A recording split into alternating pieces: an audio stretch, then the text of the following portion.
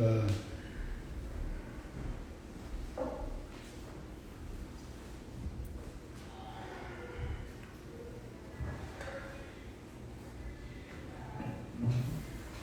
want to keep things topical and contemporary.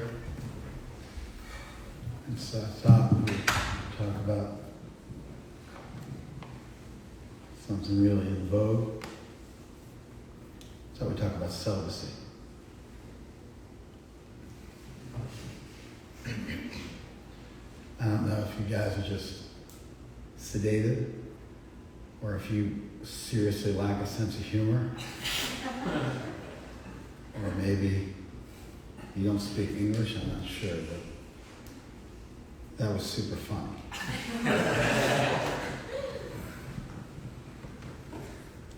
Like, you know, in terms of like what would be considered to be not in vogue, dated concepts, and Victorian spirituality, hellfire, brimstone, celibacy, those would be the kind of things where people are just like rolling their eyes.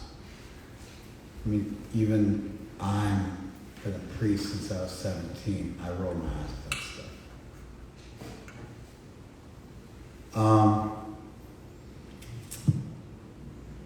But we are probably going to touch on a little bit. In general, in Western theistic systems, and when we say Western, we really mean Middle Eastern. First of all, Judaism doesn't count. There's 15, 20 million Jews in the world. For every Jew in the world, there are 150 Christians. For every Jew in the world, there's, somewhere between 100 and 150 Muslims. 150 to 200 Christians and 100 to 150 Muslims for every Jew in the world. So we say these are the three, if you take a world religion class, you study Judaism, Christianity, Islam, Hinduism, Buddhism, are the top five. Of course, that presupposes that Hinduism is a monolithic, uniform religion, which it's anything but. When Western Indologists began to study Hinduism, they incorrectly assumed like a serious amount of uniformity within Hinduism. And so they just housed everything under one umbrella term. Although there were hundreds of different faiths flourishing in the Indian subcontinent, and many of them were diametrically opposed to one another. But because Christianity is quite uniform, I mean, it's amazingly uniform. If you look at the Nicene Creed, there's 3 billion Christians in the world. I'd say 2.9 plus billion of them would accept every single thing in the Nicene Creed. You probably got maximum a few 100 million max, probably less than 100 million Christians who would accept the Nicene Creed. Christianity is amazingly uniform. Islam, a little less so. There's the different hadiths that are followed by the different schools. You got Shia and Sunni, but there's a serious degree of uniformity within Islam. Even if you look at the 4 major schools of jurisprudence like Hanbali and stuff, they differ on small points, but on the majors of their faith, there's an incredible degree of uniformity. Hinduism just simply isn't like that. It's almost like somebody saying, Middle Eastern religion, like they all believe the same thing. You're ignoring the Zoroastrian voices and the Sufi voices and the Bedouin voices and you just assumed all of that was all one. That's kind of what you get when outsiders used Hinduism to designate the faith of an entire subcontinent. Do you guys follow this? Anyway, he said the main 5 religions, and Judaism gets a mention. It's just because they came first. Now, Christianity, in a serious way, is beholden to Judaism. Their whole thing is a commentary on Judaism. The Paschal lamb, the Passover lamb, the sacrifice, the blood sacrifice to satisfy God. And then Jesus was the ultimate blood sacrifice to satisfy God on behalf of the sins of the whole world. Instead of just every year you extirpate your sins by sacrificing an animal. Now you sacrifice the ultimate animal, which is Jesus. And the entire sacrificial theme of Judaism is left wholly intact. And Christianity becomes a modern day interpretation or a commentary on it or an extrapolation. You guys follow that?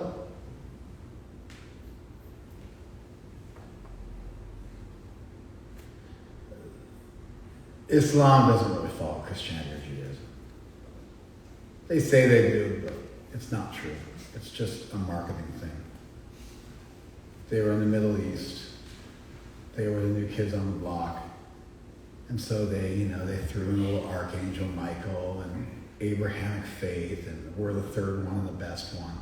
But it was really, in their case, it was really for proselytizing. You don't see this really deep connection between Islam and the Middle Eastern precursors, the same way you do between Judaism and Christianity. Did you guys follow that? Anyway, I don't know how I got onto that. I mean, I remember I did Western, and I switched it up. And I said Middle Eastern. I don't remember what I was talking about before that. Anybody? Judaism didn't mention. Hold on. Say it again. Judaism didn't mention free. Yeah, I remember that. Yeah, I remember celibacy. I know where I'm going eventually. I don't know how to rejoin the tangent. That's what I was struggling with. You're talking about Hinduism as a monolith? Yeah, I guess that's what it was. Yeah, that's probably what it was. No, actually it wasn't. But anyway, what you said then reminded me of what the connection was. So you get.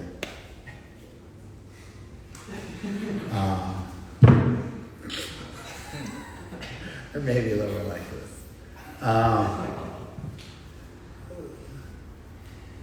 mean, it's just what it is. I'm not giving out consolation prizes here. You either connect the dots or you don't. I'd like have a cuddle about it.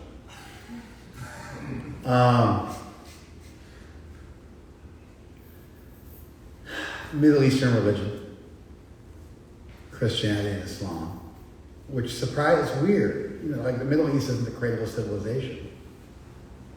But somehow or other, the faith of 5 billion people is from this little area, like a relatively small area. The distance between Saudi Arabia and Jerusalem is just like a little, I don't know what it is, it's a few hundred kilometers. It's a little tiny little area, and that the faith of 5 billion people, 2/3 of the world's population is just from that little area, whatever it is, a few hundred, a few thousand square miles. A few thousand square miles. Maybe it's 10,000 square miles. I mean, it might be. I'd have to do the math.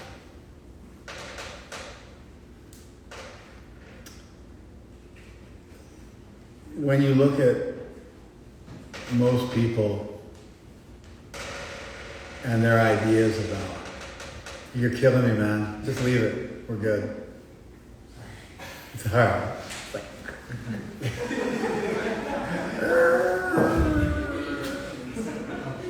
You're good. You're good. Don't worry about it. Happy you're here.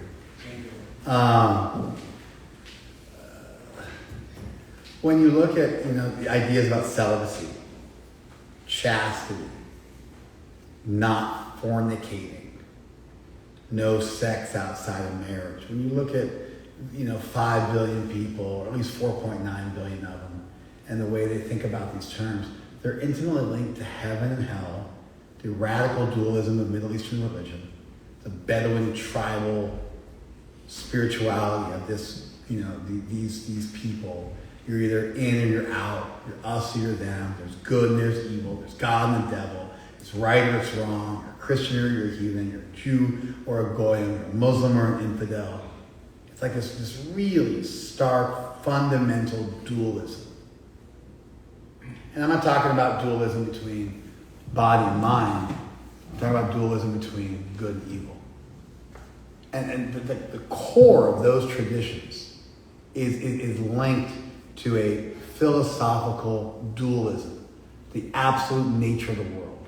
Our school is actually monistic because we believe everything has a divine source. Sometimes devotees misunderstand the term monism to refer to impersonalism. You ever heard the term used like that? That's a misnomer. People just don't know philosophy. They hear a word and they run with it. Impersonalism would be a pure monism. There's absolutely no difference between anything and anything else. But within many monistic schools, things have something in common. They have a common source, but within that one source, there's room for concrete varieties, and therefore it's monism, but it's qualified monism. It's monism, and it's something that is basically is of one substance, but there are different fundamental varieties of that one substance. But that's not the same as dualism. Did you follow that? So if you want to really locate where our school was in the realm of philosophy, we're monistic. We think that there's one source of everything. You get this in Vedantic aphorisms like Jamadi Yasya Yataha, that Brahman is that thing from whence everything came. That means there's a single source of all reality. Now, does Christianity believe God created everything from himself? No. Standard Christian theology is that God created the world ex nihilo, from nothing. And there's a serious ramification of that. If God created the world from nothing, then the world intrinsically has nothing to do with divinity. Therefore, the world is bad. The world is mammon. The world is to be eschewed and turned away from in order to achieve spirituality, which is wholly different from this world. And now everything in this world becomes bad for you, created by the devil, it's mammon. And there's this, fundamental sense in which the world is useless and antagonistic to spirituality. And what's the most worldly, intense thing you can do? The most material thing you can do? Sex. Procreate. Bind yourself to this world through your genes. Pass on your genetic code to other life forms and perpetuate life in this world. Leave a legacy. Give your name to people. And link yourself to people, to this world, to society, friendship, and love. Practically speaking, rivet yourself. Do you follow this? So that whole endeavor is foul for a radical dualist. Because everything in this world is bad. It's either evil or it's mammon, some sort of inert badness, but not exactly a fundamental malevolence, depending on your school of thought. You guys following this so far? I'm making sense. I know I'm using a few medium-sized words, but you guys can follow. You're all smart. You can hang with me. Keep pace. So, the fate of 5 billion people is philosophically dualistic, which means that there's good and evil, there's God and devil, there's right and wrong, there's heaven and hell. We're playing for big stakes. It's a game of blackjack. You got one lifetime. You're going down forever, burn in a lake of fire, or maybe there's a fundamental disintegration which takes place, and that's your conception of hell. There's a few schools of thought there too.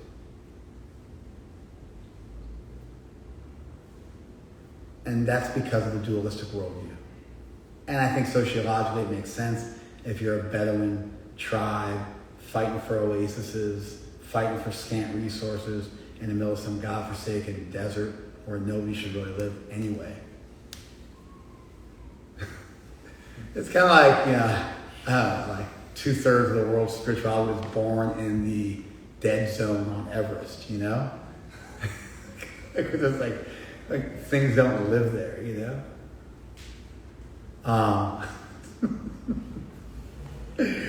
But anyway, and so that harsh climate and the limited resources really made people super tribal, and you don't get these great civilizations like you got in China. Like you got a little south in Egypt, where you got that Nile, just a little less deserty. You know, or you got in India, China, these great civilizations where everybody had to learn to get along and cross-pollinate, appreciate each other's ideas, and look for some universal truth. Slavery also came from the Middle East.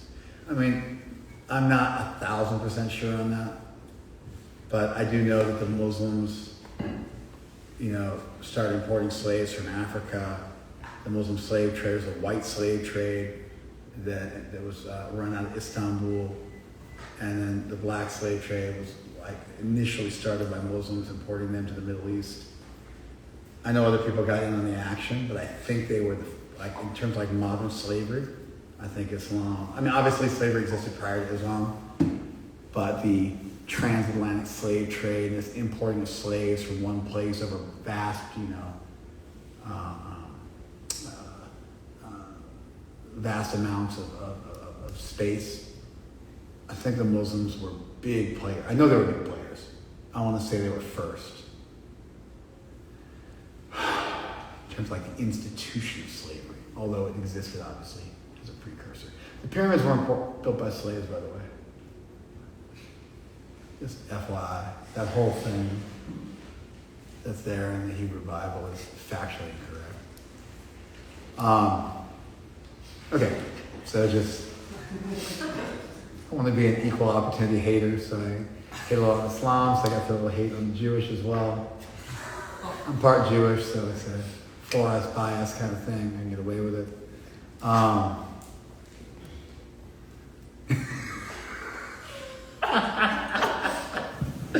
Playing it fast and loose.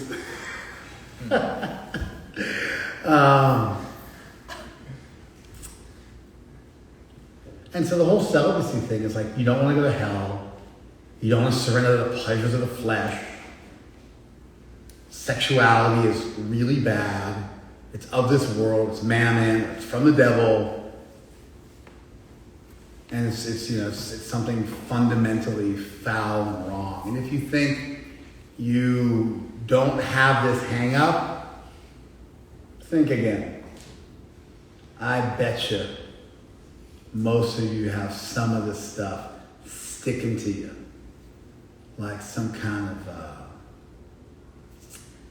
what do you call those things?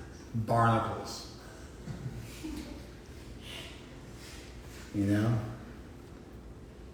On the vessel of your mind, on the vessel of your consciousness. I bet you got some of these barnacles stuck there. Crusted over, unquestioned, and you almost think it's part of the hull, because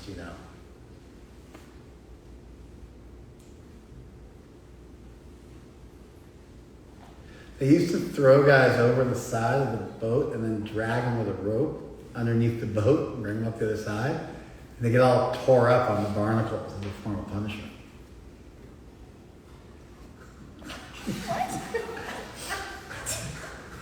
Just fun fact.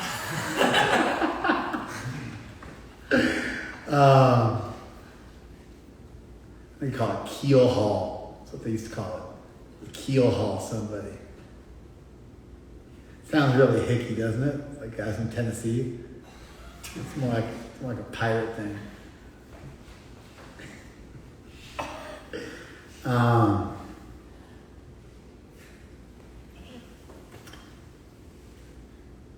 I don't think that's how you have to look at strictness in your personal life.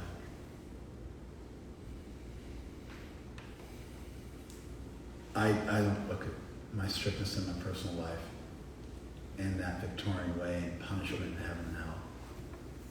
That's not my thing.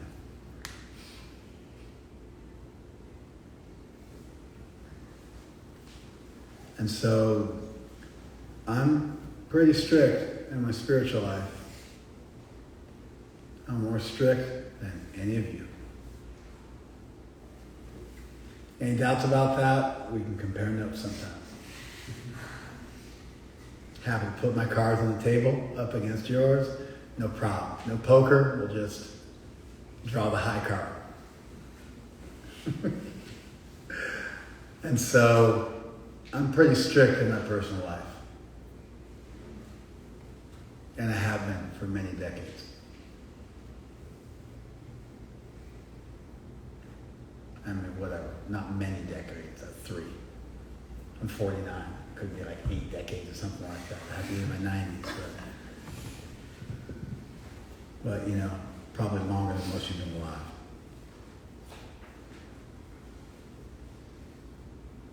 So, I'm strict in my personal life.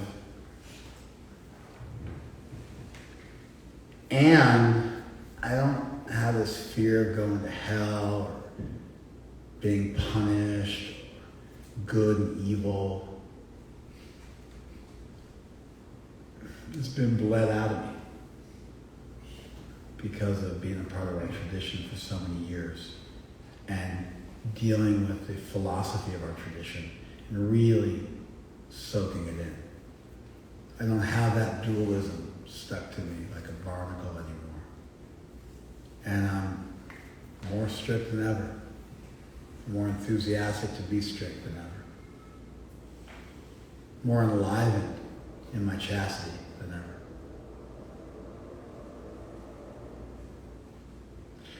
The way we look at it is,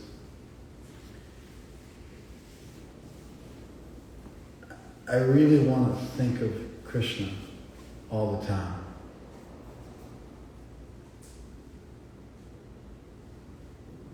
And if I'm too addicted to sense pleasures, and we'll just say sex and drugs, but we could, if you know, once you get those things off your table, there's things like food and anger and sloth, laziness. Those things have to be dealt with too. They're more subtle, they're less gross. But they're still problems that have to be contended with. Callousness towards others, hypocrisy, deceit. We got a whole laundry list of things. Anyway, a lot of people, they act Zen. They think somehow the goal of life is to sound Zen, half close their eyes, or never get angry. But if you want to be Zen, if you want to be equipoised, if you want to be detached, there is actually no way to do that if you're addicted to stuff. So if you're addicted to sex, or drugs, or praise, or whatever it is, pick your poison. If you're addicted to it, then you can't be Zen, you can't be equipoised, you can't be detached, because the very nature of an addiction is you need that thing, therefore you have to put yourself in proximity to that thing, you have to have a constant supply of that thing, because you can't live without that thing. That's the dictionary, that's the definition of addiction. You follow this? So just pragmatically speaking, forget the Zen profile where you try to look like Buddha or something like that. like whatever you think Buddha looks like, try to look like super, I don't know, like disinterested and aloof, like benignly callous. I think it's probably like the Zen look, you know? You're kind of benignly callous. A little tiny bit of condescension and like compassion mixed in. Right?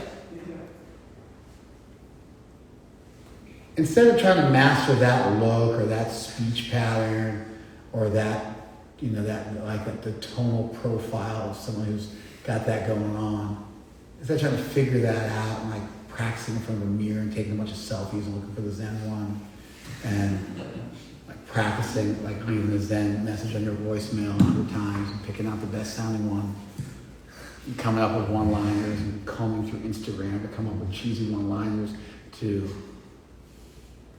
inveigh on people with your callous, hypocritical compassion. You'd be way better off just taking a practical stab at not being addicted to stuff.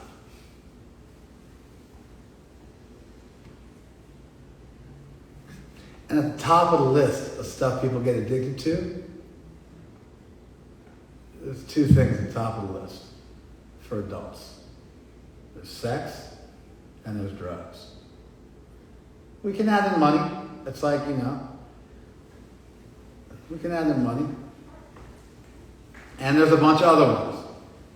But these are the really gross ones that have a super deleterious effect on your quality of life and really make you a slave.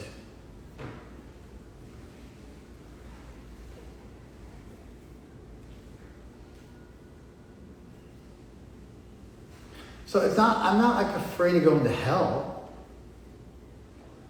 And I'm not worried about getting punished because I don't have this radical dualistic worldview. I'm just serious about my spiritual life. And as such, I did the math and realized I gotta get strict in my personal conduct. So in a practical sense, I can be Zen. I can have a pragmatic spirituality, a real detachment.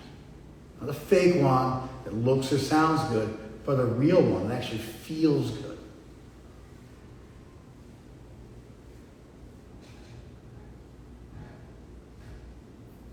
That's why we're not into extramarital sex.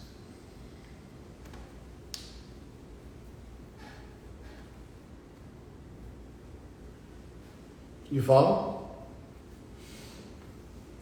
This will always, forever, be something that serious spiritualists will have to contend with.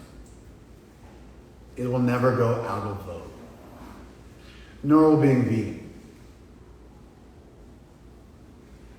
We usually start with that one. I like my wife just because of, it's really because my kids do jiu-jitsu and pancration and wrestling.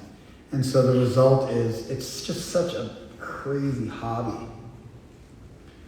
It's like wrestling is every single weekend for 4 months of the year.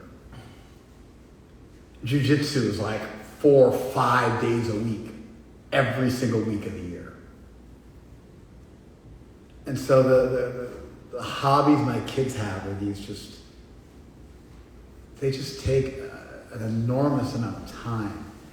And so we're always there, and then there's a bunch of other parents there whose kids are doing the same stuff that our kids do. I don't go to any of this. I'm like the worst dad. Like I only go to my kids' title fights. If it's not a title fight, I'm not there. Title fight, I show up and scream at people. Otherwise, I'm just, you know, I just say FaceTime me and I watch it. Do that. My wife, though, goes to every single event. I mean, not every single one. Sometimes we get connived or I'm going to drive them and other people drive them. I'm sure if you've hung out with us long enough, you've driven my kids' tournaments. But anyway, there's much parents there. And inevitably, they want to hang with us because somehow it becomes a social scene because there's just so much time being put into that there's a friendship that develops. You follow? And they're nice people. And so, inevitably, we make them vegan. At least the smart ones. And the not so smart ones we shame and defeat and humiliate so they keep their craw shut in our presence. It's just not possible for me to hang out with somebody in any kind of closed space for more than, in any kind of like intimate space where we're actually talking and not cross this bridge with them. The fundamental hypocrisy and cruelty, unnecessary cruelty and callousness and hypocrisy that's involved in eating flesh. The unnecessary pain and suffering that you create in the world, and how at odds that is with all of your decent value system, all of your decent values and your compassion and your love for humanity and your desire to make the world a better place, and how at odds your diet is fundamentally, functionally, with all of your higher values, and how easy it is to point out the incongruence between your value system and this aspect of your lifestyle. Are you guys with me?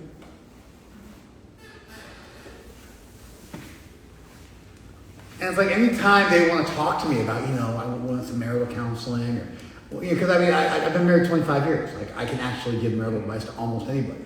If I can't give advice to you, you got to have more than 25 years with no cheating, with no breakup, with no major problems. You follow? And you have to have raised 6 kids. So like in terms of parental advice and marital advice, I'm like a heavy guru. I've done it. I'm a success. I got A's. You meet my kids and you're like, then you're really like, whoa, like, how'd you do it? My kids are all super good looking. That's more genetic and probably has more to do with my wife than me, but anyway. They're like super good looking, super well adjusted, super moral, right? My kids are impressive. And that all kicks back to me and my wife. They're not like,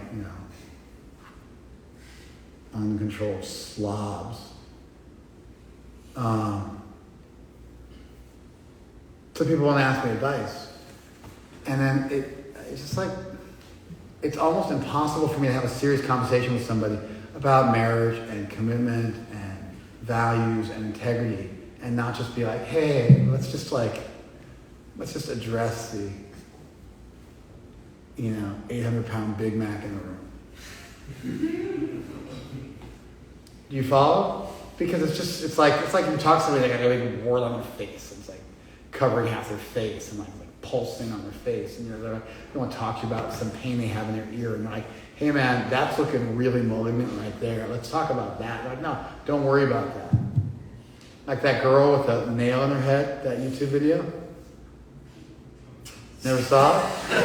Oh, dude. Girl, nail, head. Just Google it. Thank me afterwards. Thank me afterwards. It's like the best thing on YouTube. Anyway, there's a guy, it's a short 3-minute video. There's a guy, he's got his girlfriend. She's complaining about splitting headaches and this and that and how her sweater's always getting snagged. And he goes, well, you got a nail sticking out of your head. There's she's sitting there talking, she's got a big nail sticking out of her head. And she's like, don't try to solve my problem. I just want someone to hear me and understand me. And they go back and forth like this. It's hilarious. And super sexist, too, now that I think about it. But anyway, there it is. Yeah, it's like, how can you avoid talking about this? I feel the same way about celibacy and not taking drugs. I feel the same way about not masturbating. I feel the same way about not being insanely greedy. And I feel the same way, albeit on a lower scale, about most people's, their diet and their attachment to fame and recognition and validation and codependence and all the other stuff. There are these barnacles that attach to you that aren't you, that are toxifying you and poisoning you. All of us. And any serious spiritualist has to take a sober and constant look at them and clean house. There's actually no other way to be a devotee. If you think there is, you're lying to yourself. And so these things are always in vogue, because whenever somebody says, I want to be free, I want to live free, I want to be close to divinity, I want to live a life of service, I want to cultivate selflessness, depth. There's no way to do that while being anchored to materialism, which is fundamentally surface and shallow, and therefore there's no way to get deep when you've riveted yourself to something on the surface.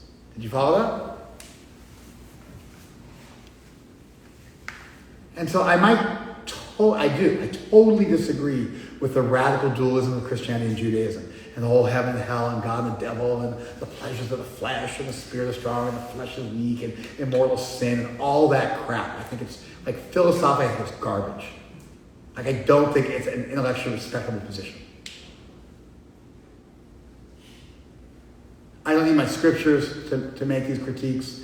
I can make my arguments without ever referencing my book says this or my book says that. They're just bad ideas about the nature of reality.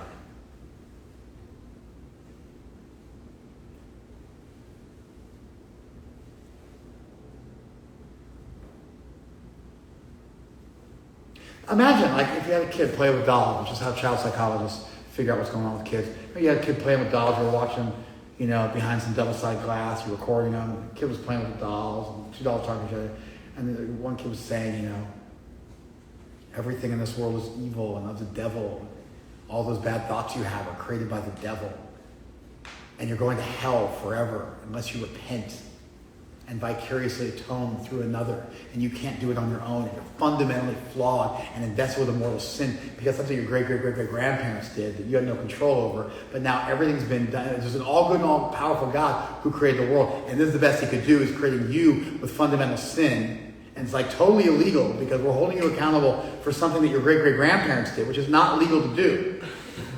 But somehow God set the world like that, where you inherit the sins of your great-great-grandparents. Well, you did nothing. And if you don't take shelter of some other person in some sort of sycophantic ultimate act of codependence, then you'll go to hell and burn like a fire forever.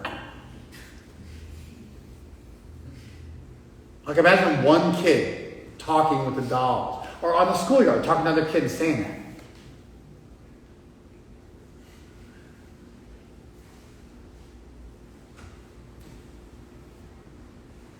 You follow me? So I fully disagree with the reasons why people practice chastity. And of course, then it ends up just being this massive repression thing. And it doesn't work. And you get these people falling down left and right, and they hate themselves for falling down. And there's a whole culture of deceit that goes along with it. And everybody's got to keep up with the Joneses and pretend they're further along than they actually are. And it's it just creates this just incredibly shallow culture that can't be maintained. And although I am filled with piss and vinegar, and I want to critique, hate on this lousy spirituality and the problems it creates in the world, I am a huge fan of celibacy and chastity. Huge fan of sobriety. Huge fan of veganism. Huge fan of not getting addicted to stuff. If you hang out with me and you start acting in some sort of addicted pattern, generally I call you out on it pretty quick. My new friend Greg, we're just getting to know each other. We became friends. He started calling me all hours of the night. And first he was texting me at Mama Larchy time at like 4:30 in the morning. And I'm like, hey dude, you've been up all night on your manic meth head freak out. He's not on meth, but people get like this, you know?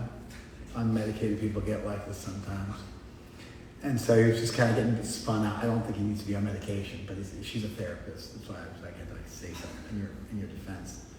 But I said, I'm not into this whole like meth head freak out mania thing. I'm not signing up for that. You got to conduct yourself with some sobriety if you want to hang out with me. You follow? Like, even though he wasn't on drugs, he was acting in a way which was just unbalanced and unhealthy.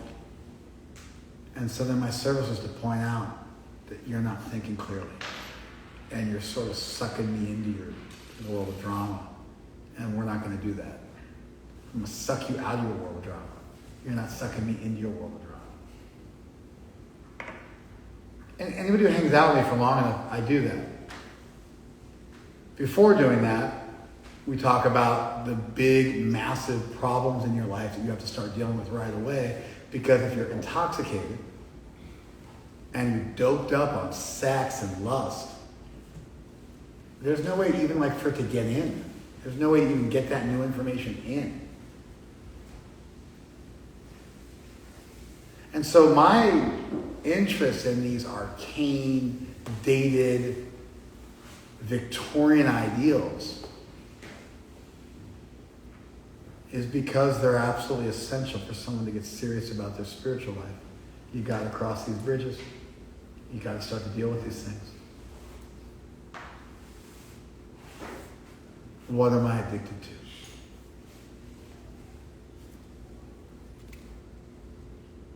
What negative, deleterious things are going on in my life that I can't give up? How am I poisoning myself? How is it making it impossible for me to dive deep and find divinity? Because I'm so stuck on this surface level understanding of reality. This sensual, animalistic understanding of reality. That goes against my very body.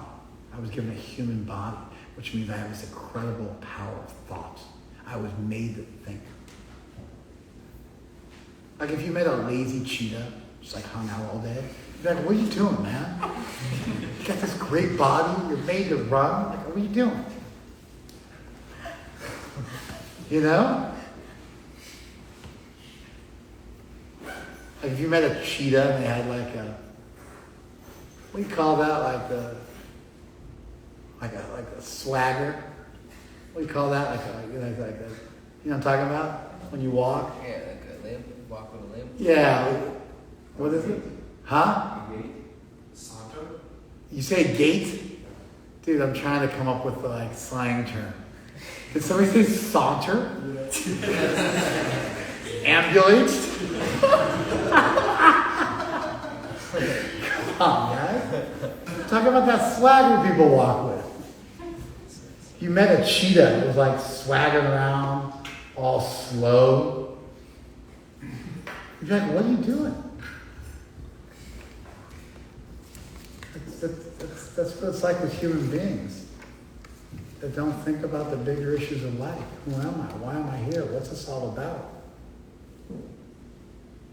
We're just wasting this incredibly powerful brain we were given to think about the nature of reality.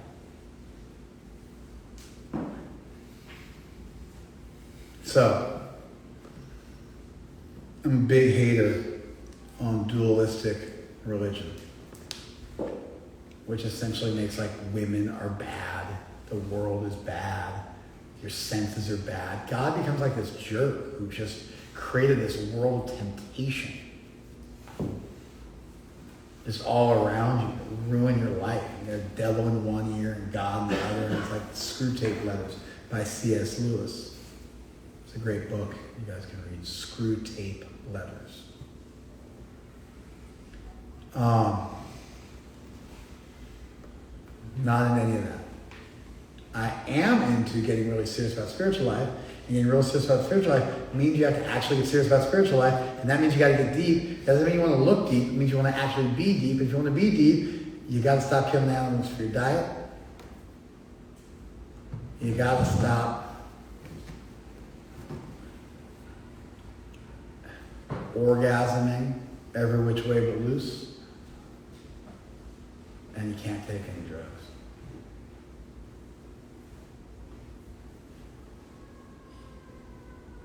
And once you get that stuff dialed in, then we got a whole nother list of stuff we got to work on. A lifetime worth of stuff we got to work on to get unaddicted to your mind and your body and really be free. Spirituality will always consist of that.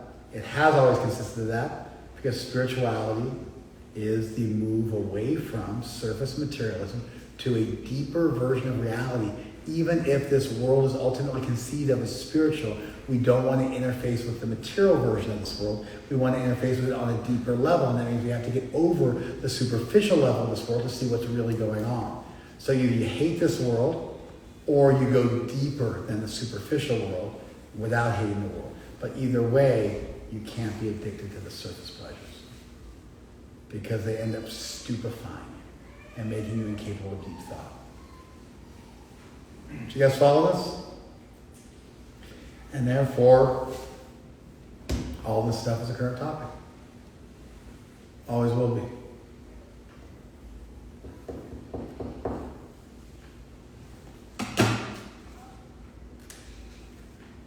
I got a verse.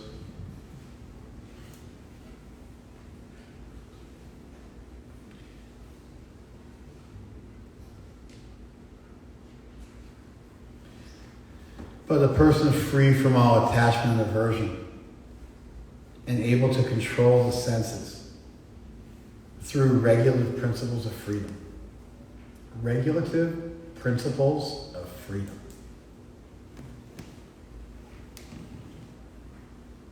Is that an epic? English wasn't Prabhupada's native tongue, but he was educated at an English language college, and he sometimes came up with these incredible turns of phrase. Somebody able to control their senses through the regulative principles of freedom. Because when you think of regulation, it means you're not free. But there's regulative principles of freedom. I can't remember if it was Benjamin Franklin or one of those guys, one of those cool founding father type guys. He said, along with freedom comes the responsibility to always and forever defend it. Freedom isn't free.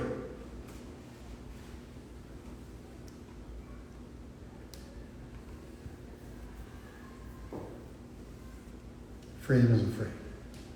You got to pay for it. And so here Prabhupada's making this point. But the idea of the regular principles of freedom.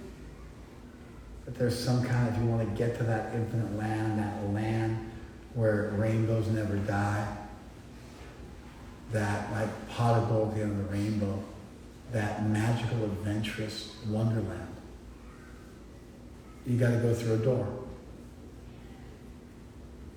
And that door are our regulatory principles.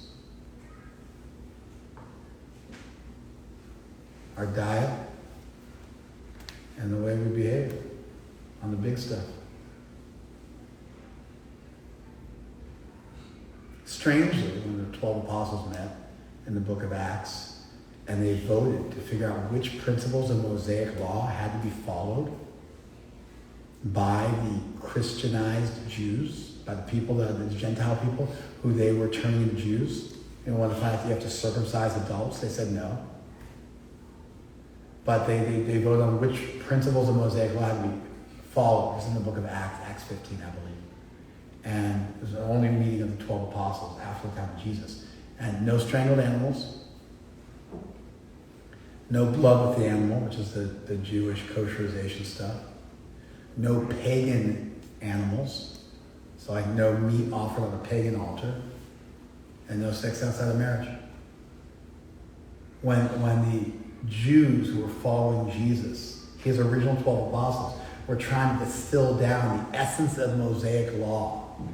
You know, it's 613 mitzvahs and that whole thing, Deuteronomy and like that Leviticus and all that stuff. They're trying to figure out like which rules had to be followed by the stripped down Christians. Where, you know, Jesus said, my Father, 10 commandments, I only have 2. Love your neighbor, love God with your whole heart and soul in reverse order.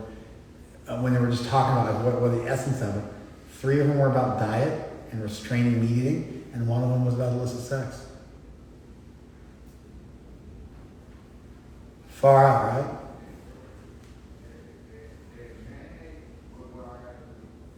Strong drink comes up in Paul's letters to the Romans.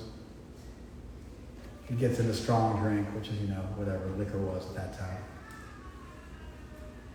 You're just going to find this stuff. Anytime anybody's really serious about it, whether it's the Jews or the Christians or Hare Krishnas or anybody else, you're going to have to start condemning this stuff.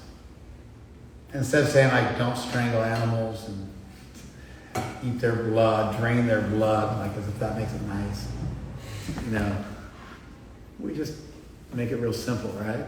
Hey, just don't eat animals. Cha-ching. They were actually vegetarian Christians. Paul speaks about them again in Romans. And he was trying to mediate between them and the meat eating. They weren't really Christians, they were Jews who were following Jesus. They practiced, they looked like Jews. And so he said, you know, don't hate your brother because he won't eat meat. Don't hate your brother because he eats meat. He was trying to mediate between them. I think that was a mistake. Paul blew it. I think he was trying to be too ecumenical and like be too cool with everybody. You know, like at a certain point you gotta make a stand. Like, nah, this is what we do. We draw the line right here. We're just gonna put a line here. Anyway, that's what I'm thinking of today. You got some feedback for me? Thank you very much on IGTV.